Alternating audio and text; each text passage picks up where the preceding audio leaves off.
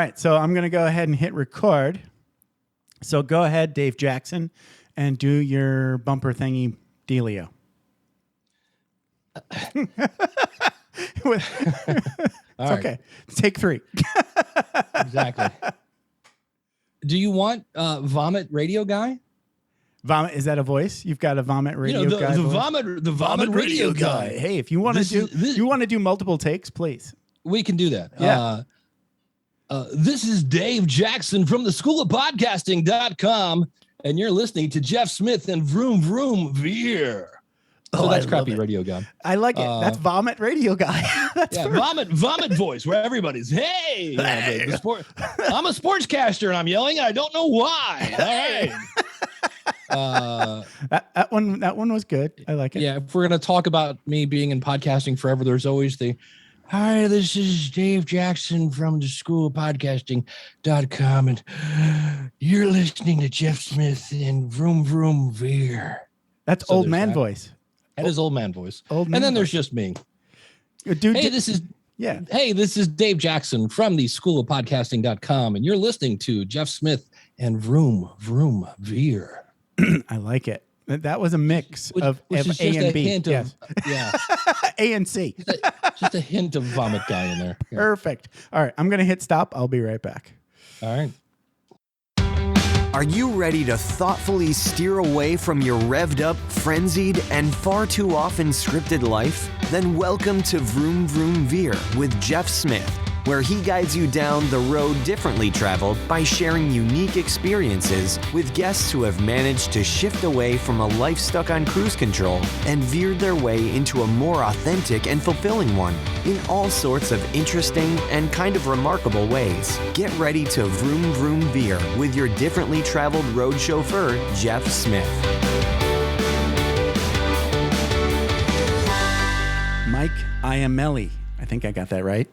Thank you so much for being on Vroom Vroom Veer, and welcome to the show. How's it going, man? Hey, not too bad. Thanks for having me. I think we're already having too much fun. Seems to be the case. And thanks for being here. I appreciate you reaching out way back when. And then responding to the emails. So that was good. Thank you. So you are at MikeIamele.com. Talk a little bit about what you're most excited about in your business today. What I'm most excited about in my business. Oh God, that's so many things. So it's okay. That's a toughie. Yes. Yes, lots of things. But I've been doing a lot of retreats and VIP days, and that's been really fun for me right now, especially because since COVID, I feel like I've been craving a little bit more connection, and so now that feels a little bit safer to kind of hang out with people. It's been a lot more fun to do some of that work and in-person stuff. Instead of staring at a screen all damn day. Most of I'm a little bit of a homebody, so I kind of like the screen for a little bit, but 2 years we've had an excess, so I'm okay getting out there a little bit more. Amen. Okay, so we're going to tease right now first before we go back in time in the magical time machine that is Vroom Vroom Veer. We're going to talk later on, not now, but later on about that one time, and it wasn't at band camp. But you hacked your hubby's iPhone. I did that. And that sounds fun. So good for you. And then you almost burned down a garage with something related to weed and incense, but I'm going to leave it for later. Okay. So where did Mike grow up? So I grew up in southeastern Mass, just 45 minutes south of Boston.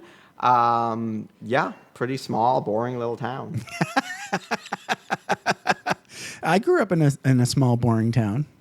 So I grew up in a very small, boring town in Michigan. Nice. So I think, did you get a lot of snow up there in Mass? We did, yeah. We get a good amount of snow. I'm sure Michigan, same thing. Oh, my God. All I could do is just think about not being there, when I was a kid. Yeah. Okay. So what were you like in high school? Were you still in the same area for high school? I was, yep. I lived there until I went to college. I think it's kind of hard to analyze your high school self. I feel like I was just average, or just I feel like I was friends with a diverse group of people. Oh, that's nice. I Okay. went to a really weird high school. It was kind of a high school out of the movies. So we literally had 2 cafeterias. We had one that was larger, and they called it the cool calf, and one that was smaller, and they called it the loser calf. And that kind of describes my entire high school. It was really this very stereotypical high school out of the movies where, it was a lot of popularity, a lot of bullying, that type of space. Yeah. And I think I just tried to stay out of the fray and just be friends with some people. Sure. You kind of like tried to get on the ambassador vibe, right? Yeah. I mean, I like very diverse people. People really fascinate me. So I feel like that whole popularity game wasn't something I was interested in. Yeah. I accidentally stepped into being a popular kid for a little while. I don't remember why. Like my junior and senior year, I think the underdog for prom queen or homecoming queen picked me to be her date. And that was, and she was not really all that popular either, but that meant that all the other girls were, the cheerleaders. And then of course the football player, jock, cool people. Right. And there I am drinking beer with these people and I don't even know them. Yeah. I love it. So my husband is actually the opposite. He was always on like prom court and things like that. Okay, right. So he was very into that popular world. Dude. Yes, exactly. It made no sense to me. I get it. It's like you're right. It's like you don't know what the hell's going on. You just find the people that don't hurt you, and you think, oh, these people are fun, right? Yeah. Sure. I think I've always been kind of like fascinated by this world of like popularity or celebrity culture. I'm not like very knowledgeable about celebrities. I had never seen reality TV even before COVID. Oh, so okay. now my husband convinced me to watch some shit shows. Yes. But before this, I never got into it. But I'm always, I worked in public relations. I worked with a bunch of celebrities. So I'm always really curious about this world. Like I feel like I have this idea of how to make somebody famous or popular, but it's not something that actually appeals to me personally at all. Yeah, I'm with you. There's a weird thing about my personality that only recently I decided that it would be better to just be rich and not famous. Oh yeah, definitely. 100. I would, if no one could know me and I could just live out somewhere where there's good food. So I've got to be kind of near a city because it's got to have some good food. Yeah, totally. But good food, good art, but I could be left alone. That would be an ideal life for me. Yeah, and I think it was Tim Ferriss did this blog post about like. And do you know who Tim Ferriss is? Oh, yeah, I know who he is, yeah. Okay. So he's not really all that famous. A lot of people, especially young people, I say, like, if you're not into personal development or reading books, you don't know who he is, right? So not really all that famous, but famous enough to the point where it's security is a concern, right?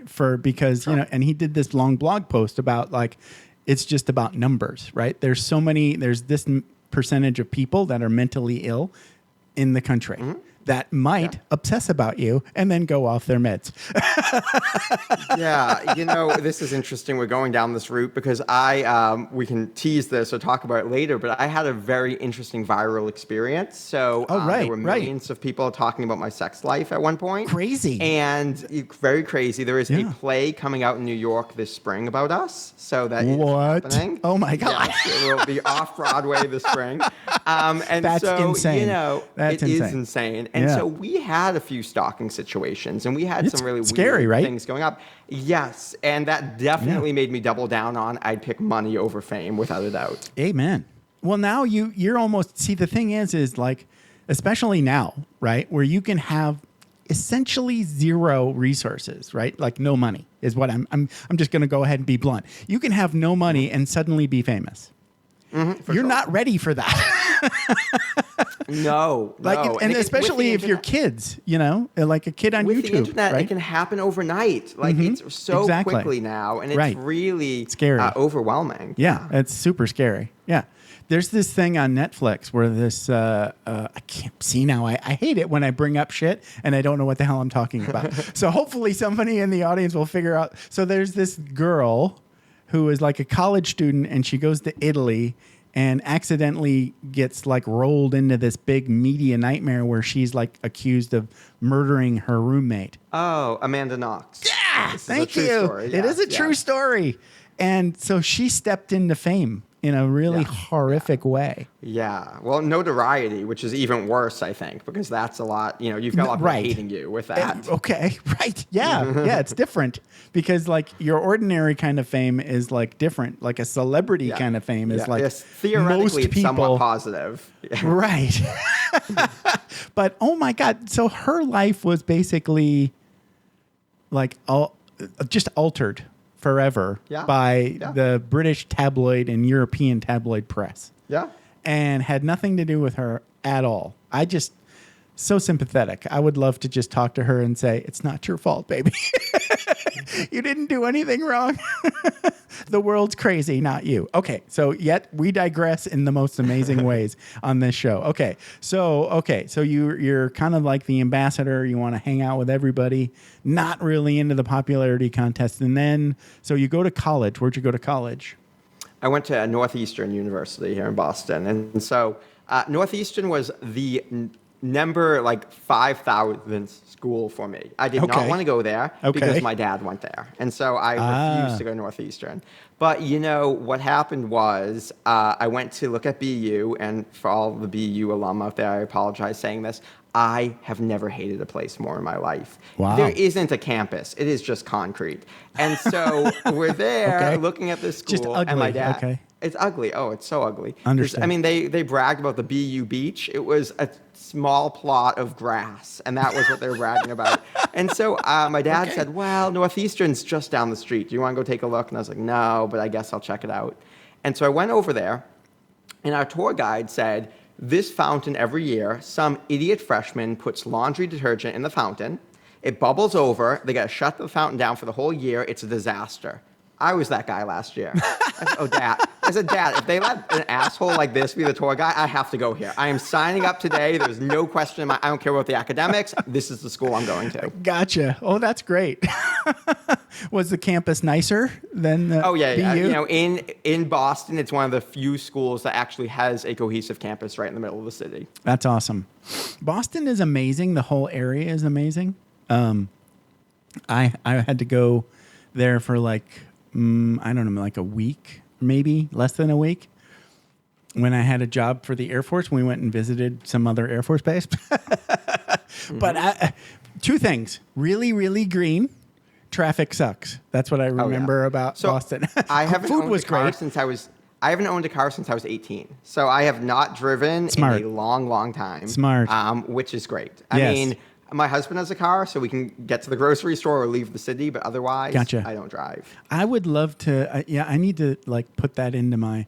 So my wife and I live in Vegas now, and Vegas is zero public transportation. It's like LA. You have to have a car. It's not so bad, relative, but I love places like Portland, Oregon, and Vancouver, all of BC.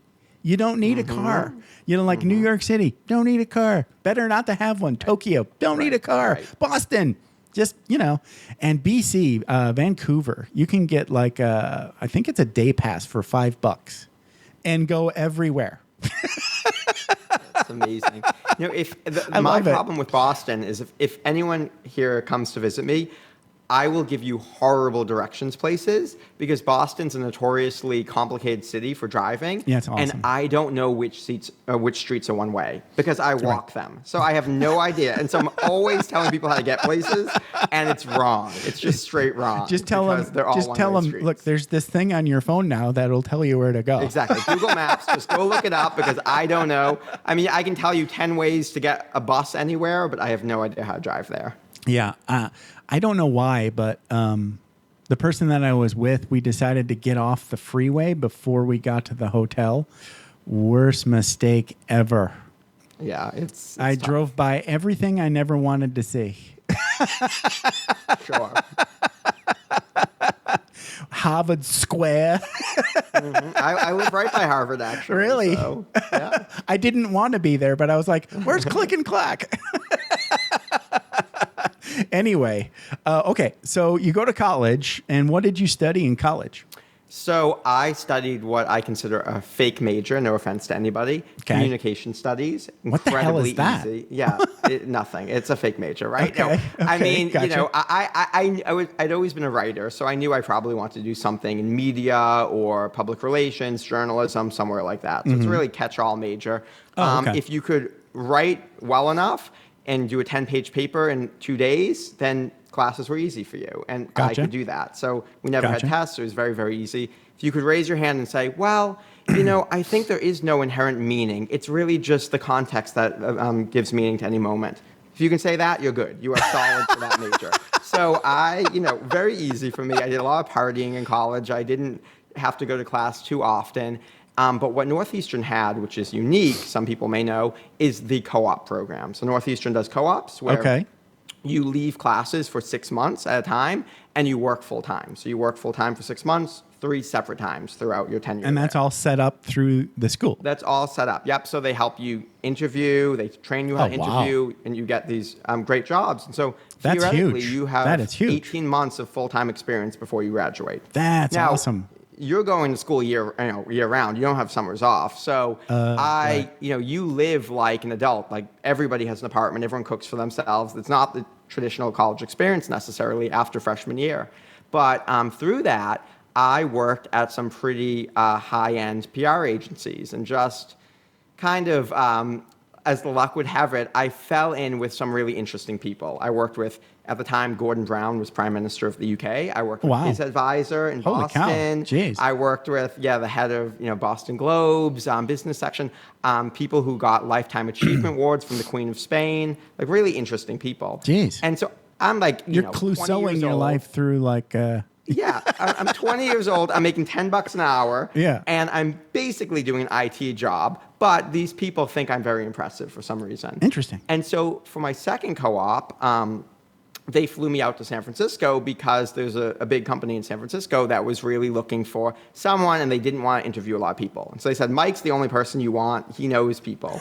And so I had a nothing job, right? I knew nothing, but I thought, let me try this. And so I get out there, and I'm not kidding you. The people out there are brilliant. I'm 21 years old. You've got the editor-in-chief of Nature, the publishing magazine science.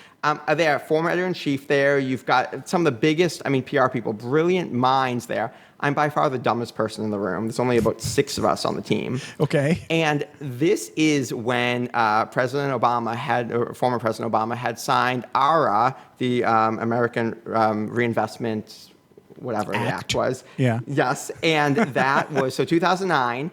And $40 billion were allocated to health IT to make like electronic health records go across the country, right? Okay. Wow. Yes. So this was a big deal at the time, and basically an industry popped up overnight. And who in this country or this job is young and cheap enough to learn this stuff that nobody knows? Well, the kid making $12 an hour. So I'm sitting there, and this is my job to learn about this. And That's then great. when Wow. 6 months later, the company's pitching the White House, they needed me on the team because I was the only person who had kind of learned about this. And so through that, very quickly, I kind of rose up in this company. I moved back to Boston. I still work there. And here's the cool thing. I worked there, but I was still in school. Nobody knew my schedule, and I worked for the San Francisco office. So I would just come in sometimes, leave sometimes. There was an opportunity to go to Italy for the summer. And I said, hey, I want to go to Italy. And they said, no, you work here. You can't just leave for 6 weeks. And I was like, oh, I guess I quit because, I don't know, I'm still in school. And they're like, okay, fine, go to Italy, come back when you want. And so it was a really ideal scenario for me. That's perfect. And everybody should learn from that right there. Yeah. Whenever a boss says you can't go, say, okay, I guess I quit. I guess I quit. Yeah, I don't know. It was. I'm going to I tried Italy. to find any way I could get to Europe for the summer. That was my plan. I'd Gotcha. find some way that they would, I could take classes there. And so I ended up when 6 months before I graduated, the head of the San Francisco office said, Mike, I'm starting a company and I want you to come and be a partner. And so I was 22 years old. I was still in school. I had to graduate early and go on. And so at 22, I owned this successful PR agency. And it was just kind of something I fell into. Wow. Okay, well, you have to tell us about Italy. Where'd you go in Italy?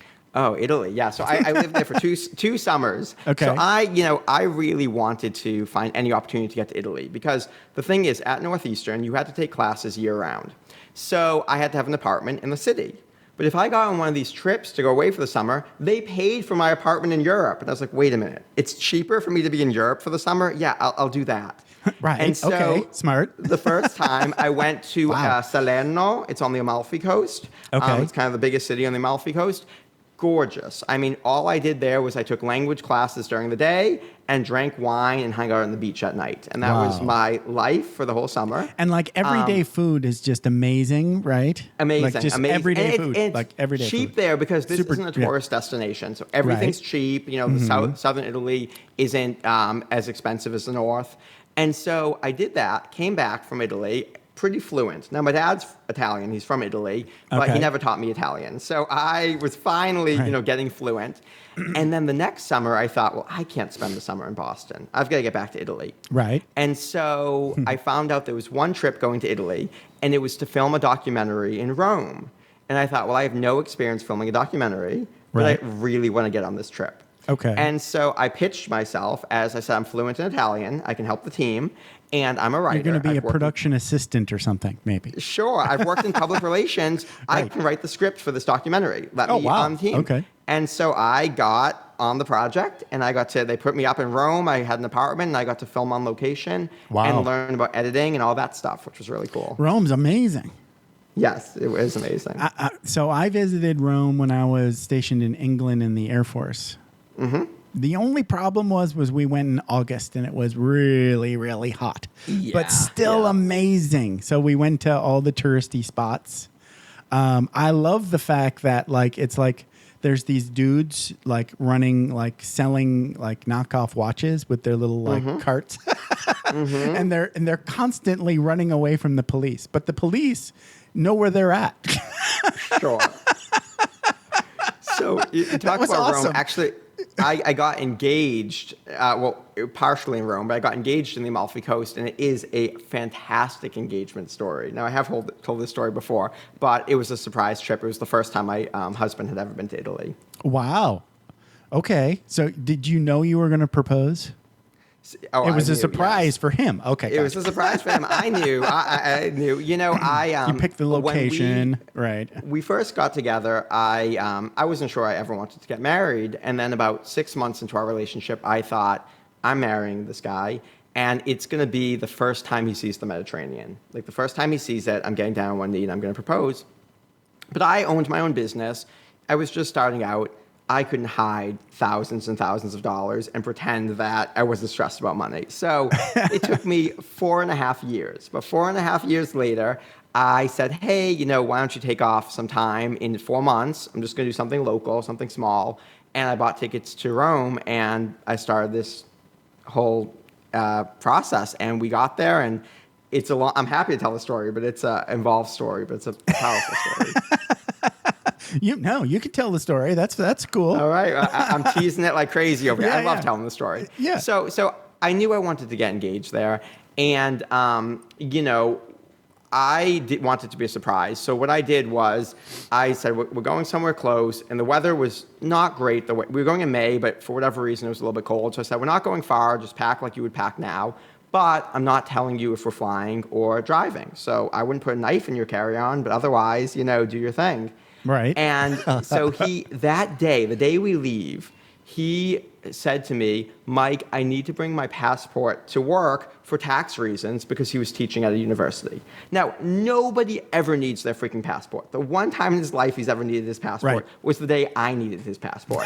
So I thought, well, crap. So, okay, I'm gonna make this work, right? So he comes home and he says, all right, I know you're not telling me anything, but answer one question. Do I need to bring my passport because I don't want to bring it and now lose it? And I thought, shit, Mike, you just got to make a decision and commit. And I said, you know what? No, don't bring it. I don't want you to lose it. Why don't you go pack the car? And so he puts the passport away. As he goes downstairs, I sprint into the bedroom. I find his passport. I'm zipping it up as he's walking back up the stairs. And I said, oh, not that car. I mean the Uber I just ordered. And so we get in an Uber. And, you don't have to tell them where you're going. You can put it in the app. So he didn't know we were going to the airport. And we head to the airport, and this is how psychotic I am. This will just give everyone a taste of who I am.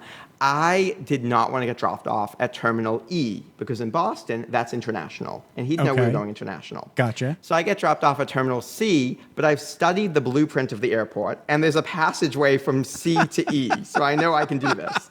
Okay. And so we get dropped off at JetBlue, which we fly a lot. And we go over to the kiosk, and I say, oh, fuck. And he's like, what is it? What'd you forget? And I said, oh, just hold this. And I gave him his passport. And he said, why would you bring your passport? Wait, this is mine. You told me not to bring it. What are you doing? And I said, yeah, just hold this. And I gave him 3 books on Rome. And he said, what's going on here? And I said, when you wake up tomorrow morning, you'll be in Rome. We're getting on a plane to Rome right now. And now his mom, God love her, is the worst liar I've ever met. And so I called her and I said, Cheryl, you're going to have to get with this. Because I went down there, I asked for their blessing. I secretly went down there. That's a whole other story. Okay. So you're going to have to get with this, Cheryl. He's going to call you and tell you that I'm surprising him into going to Italy.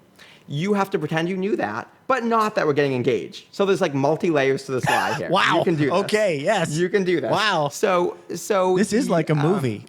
All right. You haven't heard the whole story. It gets like a movie. It's the best engagement story I've ever heard of no intention of my own. So we get there. I tell him, we can plan this trip. You do the local thing. You do the touristy thing. Whatever you want, this is your trip. Anything you want. The only rule is halfway through, we're going to go down to the Amalfi Coast.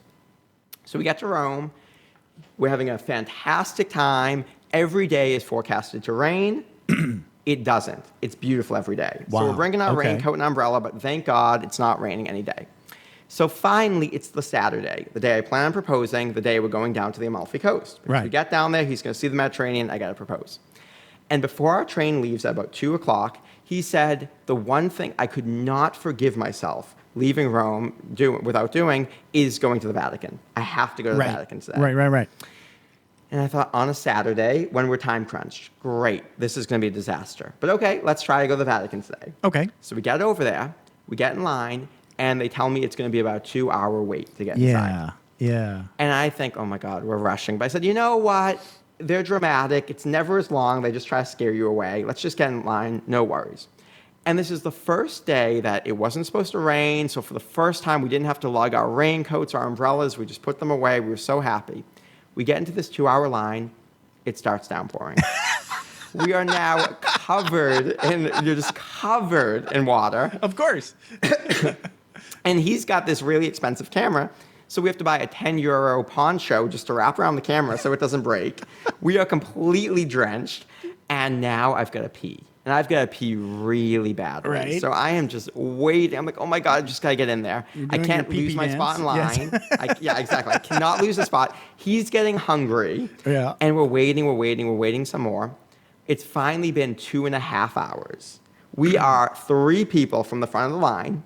And Garrett says, it's not worth paying 40 euro for 15 minutes. Let's just get out of line. So after 2.5 hours, I have to pee so badly, we are drenched, we leave this line. So, okay, we can salvage this day. We can salvage this. Let's just go get food. Let's go pee, get back to the hotel, get our bags, and head to the train station. So we can't miss this train. I've got non-refundable tickets. I've got a place there, no place here. I'm going to lose like $1,000 if we miss this train. It's the last train of the day. Wow. Okay. So we get over, and it's 12:45. I am begging anybody, please, let me in. I just have to pee or eat. None of these restaurants would open until 1. Not even let me in for peeing. And I was like, okay, I need to go somewhere. So I said, fine, screw it, Garrett. We're going to go to the metro, take the metro back, get our bags, and we'll just eat something at the train station. We'll get there early. Okay. I go over to the metro, and there are people waiting outside in the rain. And so I said, what's going on here? And they told me that there was a delay between these 3 stops. They were the only stops we needed. So we could not take the metro now back to our hotel. So I am drenched. I have to pee so badly. Garrett's hungry is turning to hangry. Yes, and we are just miserable here. Right. And so I said, okay, we're going to find our way back. We will speed walk back to the hotel. Wow. So I've got my map out. And, it is downpouring. The map is disintegrating in my hands. I'm trying to read street signs, but over there, they're etched in Roman letters up into the buildings, so you can hardly see them. Right. And where the Vatican is, the Tiber River turns a few times. It's a little windy, so it can be complicated to remember which side of the Tiber you're on. Right. Long story short, the bridge we wanted went one way. The bridge we took went a different way. Oops. We are now further away from our hotel. I have to pee so badly, and it's not like there are any alleys around here. I can pop into it in the middle of Rome. Garrett is hangry, and we start bickering. Yes. And I'm like, I'm not proposing today. This is not what I wanted. I didn't. I spent thousands of dollars. I spent years planning this thing. The day is ruined. It's ruined. I'm not proposing on this fucking day. So we're bickering. And I remembered, well, I didn't remember this at the time, but before we left, a friend of mine who was Hindu sent me a prayer to the Hindu god Ganesha, which is the elephant Ganesh, god. yes. Yeah, exactly. Yes. And said, this is Pathfinder god. Exactly. I said, I have a feeling this god's going to be really important for you. Yes. So I did the prayer she sent me. I didn't think anything of it. Anyway, I'm in the middle of Rome. We are bickering. And I look up, and there's an entire mural of Ganesha on a building. And I think, okay. Wow, something is here. Things are turning up here for a reason. Yes. Exactly. So what is going on here? And so I remember this piazza. Garrett remembers that piazza. Long story short, we find our way back to the hotel.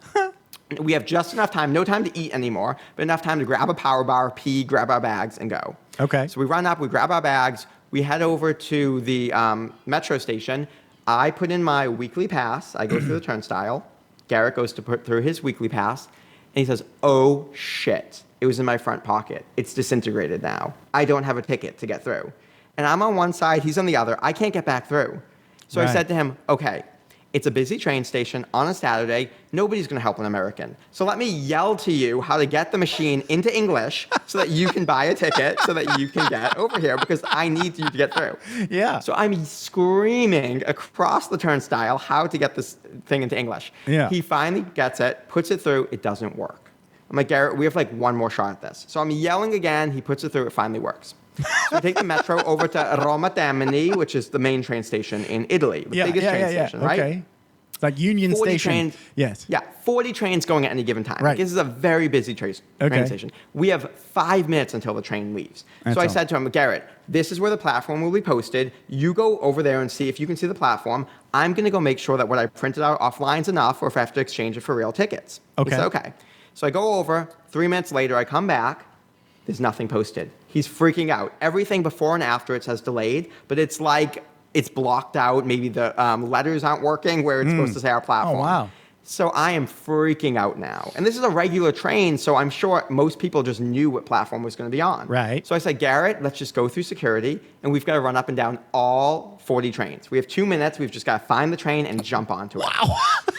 We run up and down all 40 trains. I kid you not, we cannot find this train. We are freaking out because we are there. It is like the moment. We just got to get on the freaking train. Yeah. And so I run over to an attendant and I scream, please just help me, like call it in. He said, I think you're confused. I said, I'm not confused, just call it in. And he called it in and said, oh my God, your train is leaving in less than a minute, run. So we are now sprinting. All of our bags we have for Italy, we are covered in rain and sweat, sprinting down this platform. We see the train, we jump onto it, and I kid you not, within 10 seconds, the train takes off. But you made it. It was like a scene from a movie. We Yes, made it. You made it, barely. So now I am sweating. My heart is pounding. I am miserable. And my only thought is, fuck this, I'm not proposing. That's it. I'm just not doing it today. Okay. And Garrett turns It's ruined. to me. It's ruined. It's ruined, right? It was ruined. It was a terrible day. It's a terrible day. Garrett turns to me and says, you know, it's so weird. For everything that went wrong, you would have thought we would have turned on each other. But we worked together as a team. Isn't that weird? And I thought, shit, now I have to propose today. So we take this train 3 hours. We get out. You know, God knows it's still raining. So we walk a mile in the rain to our hotel. And we check into the hotel. And right when we checked this, I can't wait anymore. I've just got to do this. So I said, hey, Garrett, do you want to go check out the rooftop?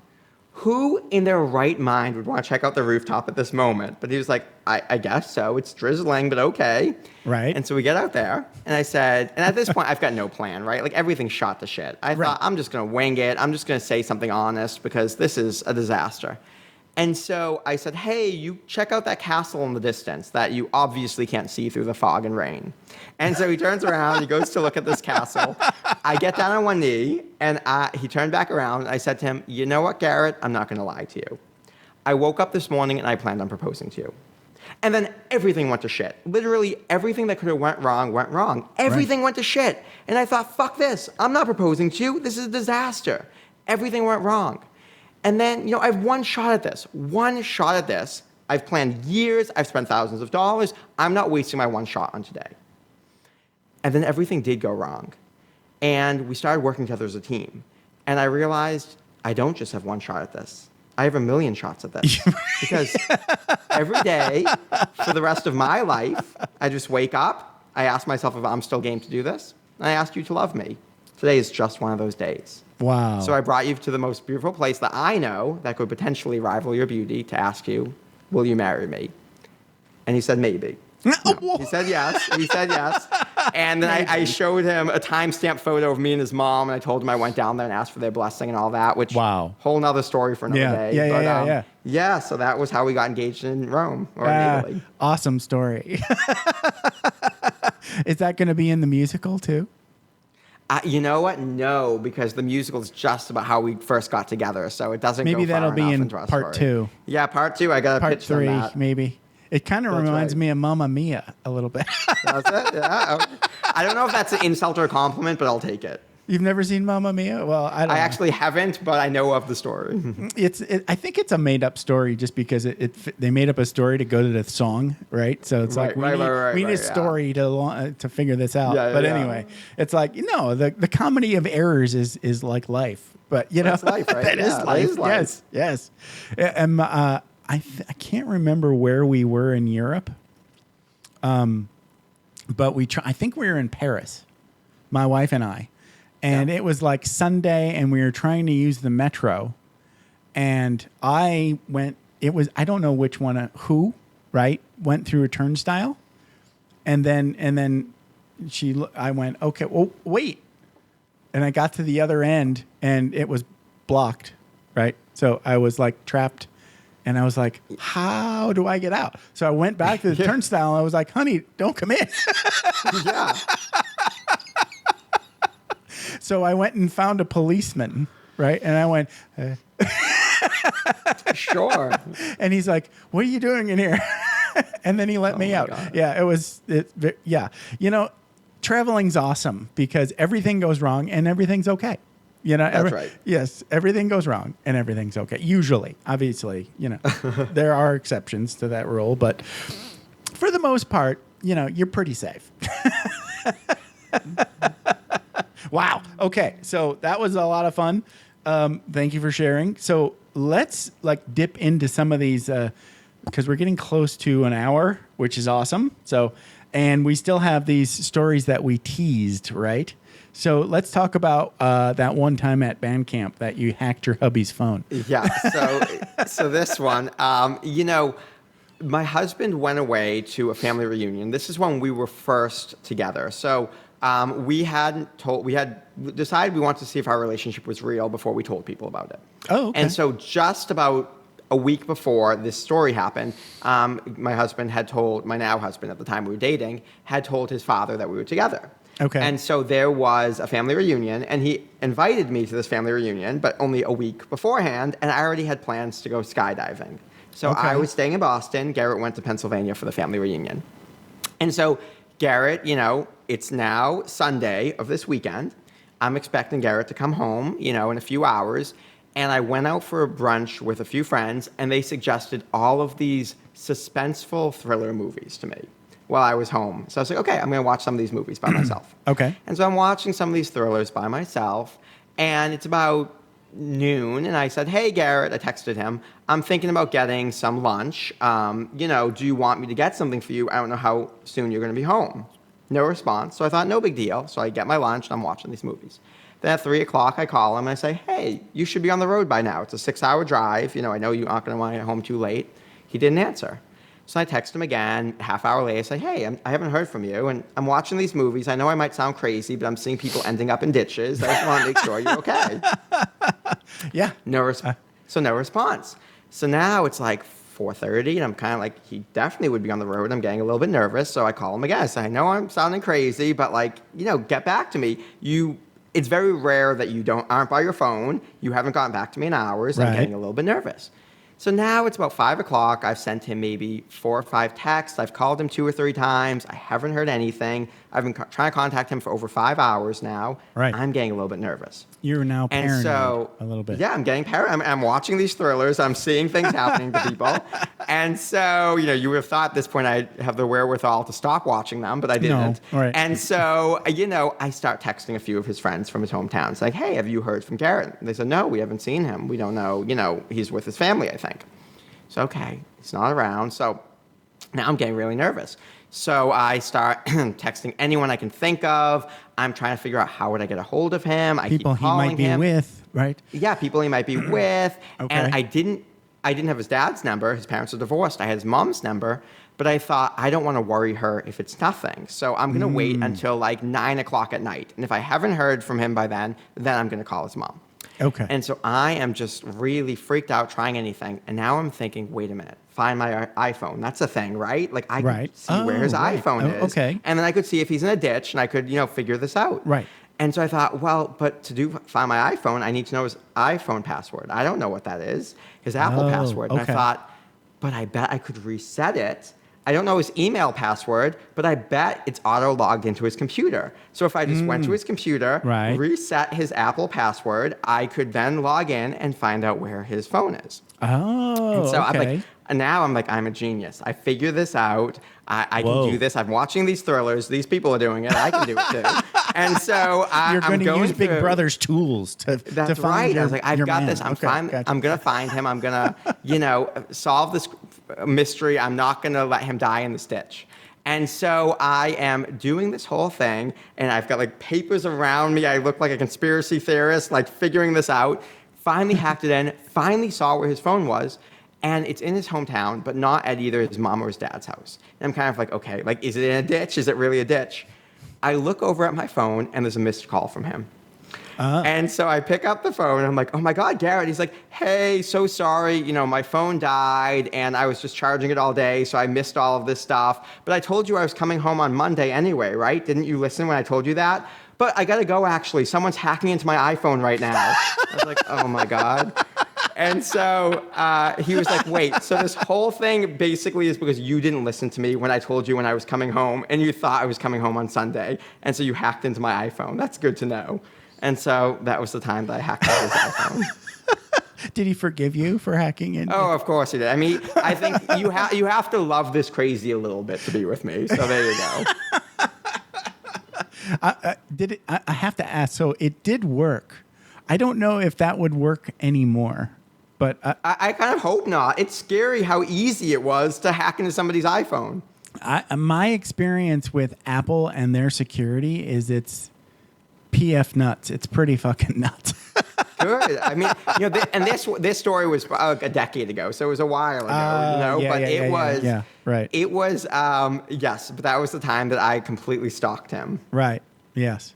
Well, now I've heard couples do, he ran a marathon, and so a friend of mine said, why don't you guys share location? I didn't even know this was a thing. Yeah, that you can share your location with someone and actually see where they are at all times. So we did it for the marathon, but I felt a little bit weird about having that at all times. It's actually a good idea. Why not? I don't mind.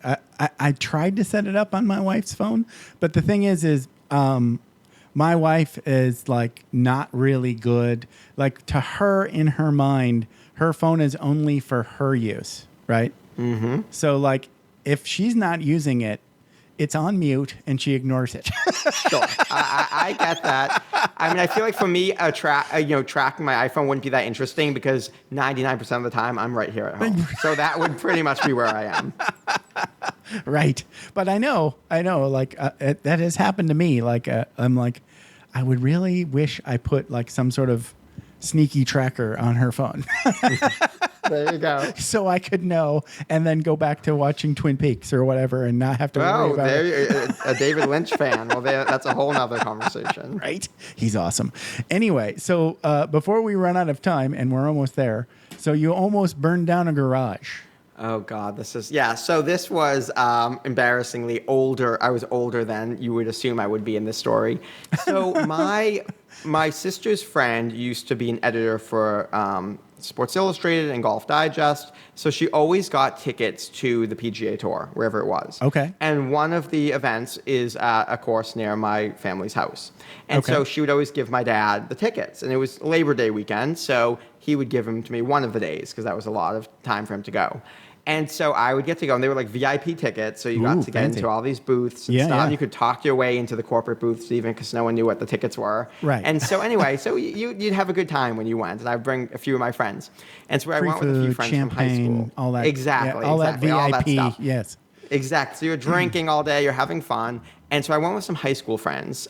This was, I was probably like 26 at the time. And then we left there, and I don't smoke a lot of weed for whatever reason. I have never really been into it.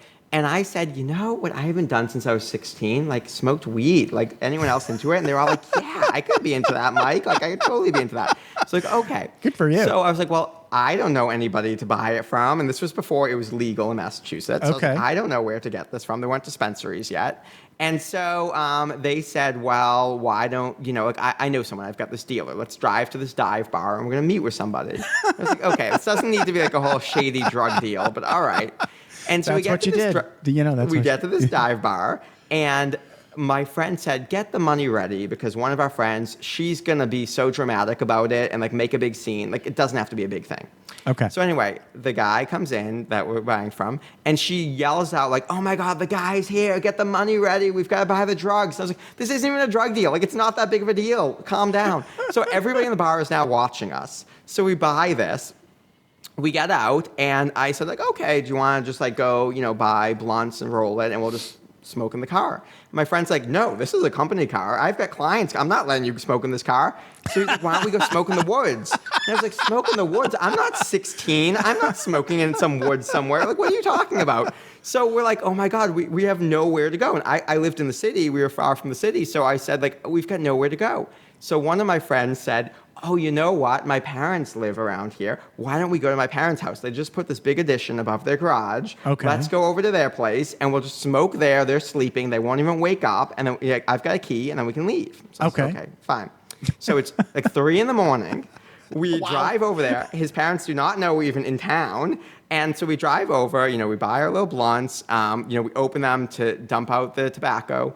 And someone hands it to me and said, okay, Mike, roll it. And I said, well, this is kind of embarrassing, but like, I've always been smoked up. I don't know how to roll it. So you do it. And someone said, I don't know how to do it. So I said, oh my God, none of us know how to roll this. This is so embarrassing. Like, we're adults here.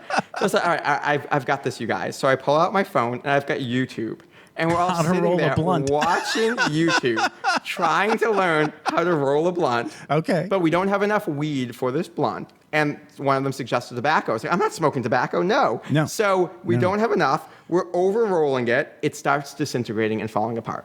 No. So I said, all right, you guys, no big deal. I've got this. Just light it, and we'll just waft it in, breathe it in like incense. So we were standing around this plate of weed, breathing it in like incense. And I am laughing so hard because this is the most ridiculous situation. Laughing so hard that I blow it out onto the ground. There is now fire on the ground in this place. Oh, that's so we're stomping it out, laughing when we hear the door open, and not surprisingly, his parents are coming up the stairs. Like, who's up there? Like, they think someone's breaking into Somebody's their place. holding a golf club or something. Yes, exactly. So my friend Nick is like, no, Mama, it's me. And they're like, Nick, what are you doing home? Like, why are you here? He's like, oh, I just wanted to show my friends the new garage. Like, I just wanted to show them. It's so nice. And he's like, is that 3 a.m? He's like, yeah. Suddenly we were he's just in the 16 area. again. Yeah, exactly. I just wanted to making up preposterous, the stupidest excuse. Yeah. Most preposterous lie, but for some reason they bought it, and they were kind of like, okay, well, they want to go back to bed. Yeah, they want to go back to bed. I'm laughing so hard. So then we were like, all right, I guess we'll go somewhere. So we went to IHOP because in my small, boring town, nothing else is open at this time. And this is the most 16-year-old experience of my life. We're sitting around, and because I didn't know if I actually inhaled much, I'm like, do you feel it? I think I might feel it a little bit. And we're all having this conversation next to 16-year-olds having the same conversation. And this is that time that I almost burned down a garage smoking weed incense. Weed incense. That's awesome. You probably didn't get all that high. Oh, I don't think so at all. just so you know, so like my whole like weed experience was in high school, right? Mm-hmm. So I spent probably, I want to say like a year, maybe part of 1 year, another part of another year. Before I graduated, we got really into weed, and then it just kind of went away, you know? Yeah. But during that time, I don't think I ever bought it. I know I never bought it, and I never really even possessed it. I was a lot like you. Mm-hmm. Somebody just always handed it to me, and I was like, oh, okay. Oh, okay, we're doing this now, right? Yeah. So then, for whatever reason, I kind of learned how to use like a bowl, you know, like the little pipe. And then this other thing that I thought was even better, it was called a sneak-a-toke. Mm. A sneak-a-toke, it looks kind of like a metal bullet with a little screen in it, right? Okay. And it would screw apart, and you could put the weed in the bud, and then close it back up, and then stick the fire on one end. It was really easy, and it was sneaky because you could pretend like you were just cold. That's why they called it the sneak-a-toke. I like that. Well, we went to a concert. I think it was Loverboy, the band Loverboy, which I was not into at all, but didn't care because it was a concert and there would be girls there, right? That's all you're thinking about when you're in high school and you're 17 or whatever. So that's when I learned what happens when you smoke too much weed. You fall asleep. Yeah, that's true. So I got there and we were partying like way too early. So like about, I don't know, 9:30 in the morning, I pass out. Wow. Yeah, I know. And the concert's not until, 10, 11, whatever, whenever concerts start. And we're like far from home, like an hour's drive from home, hanging out in this guy that already gradduated's apartment, right? So he's pseudo grown up that we're hanging out with. So I passed out the whole damn day. And then they rouse me to go to the concert. I get up and go, I don't feel good. Walk over, yak, and then go to the bathroom and then go, we're going to the show now? Okay. And by the time I got to the concert, I was good. All right. Look at that rallying. I love it. Yeah. Made out with 2 girls from Stevenson. That was awesome. Yeah. It was fun. Anyway. Weed's great. I miss it. I need to get back into weeds. Well, you can get back into it. Yeah, someday. So right now I have a federal job, and then for 20 years I was in the Air Force, and I got a contact buzz after I retired. So that was, but I still had a federal job, so technically that was illegal. But I wasn't actually smoking it. I was just passing it. Yeah. But that'll get you a little high. Yeah. No, I don't want to smoke it. And then after I think as I was leaving, everybody was saying, Jeff, you're laughing a lot. And I'm like, yeah. I think you're right. Well, you laugh a lot naturally, it seems I do. But I was laughing more, and I was really hugging the Doritos. So I knew something was going on. Mike, this has been a blast. So talk a little bit about how people can best get in touch with Mike Iamele. You got it. Yes. All right. Sure. Yeah. So you're welcome to check out my website, MikeIamele.com. If you're interested in mapping sensitivities, which we didn't talk about, but what I do, you can go to MikeIamele.com/map, M-A-P. It's totally free. You can start to map and figure out some of what you subconsciously do every time you're successful for better sex, relationships, business, whatever you want to use it for. Right. Or you can check out, I am recently on Instagram, so check me out on Instagram. You did mention you've seen some pictures of my butt, so some of those are on there. Be warned, if you're offended by asses. It's a great ass, but it is a great ass. There's some boudoir photos, and over there I've really been helping especially a lot of queer men to explore their sensitivities and use that to reduce shame, improve their relationships, all that type of stuff. It's awesome, because you're embarrassing yourself. Right. So then everybody else has got no levers on you. Right. Oh, yeah. Here's my ass. That's right. I mean, I teach people, what they subconsciously do when they're successful. For me, one of mine is vulnerability. So I always share my vulnerabilities, and that's how I kind of help people to get where they need to go. That's perfect. Vulnerability is amazing. And, we should do like part 2 and part 3 because there's way more to cover, I think, between Jeff and Mike. Sure. This has been a lot of fun. So thank you so much. Yes, likewise. All right. Thanks for having me. All right. Take care. Thanks for taking the time to ride along with us on another episode of Vroom Vroom Veer. For podcast info and show notes, be sure to head over to vvveer.com. That's VVER.com. Man, that's fun to say. And we'll catch up with you next time here on Vroom Vroom Veer.